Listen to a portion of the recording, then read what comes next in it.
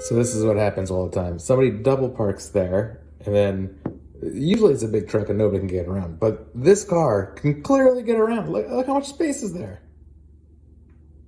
Just drive. And now they're blocking everybody else, and now everybody's gonna start honking.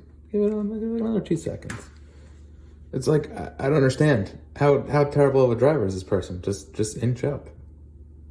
Come on, you can do it. Look, okay, this guy gets out of the car, and he's gonna be like, "Bro, drive." Here we go.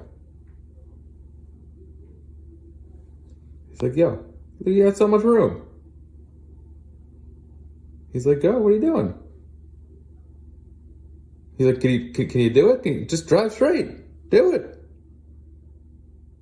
He's like, "Come on, go forward. Look how much room."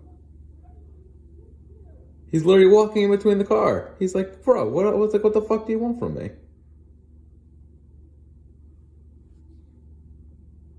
And that is Jersey City driving 101.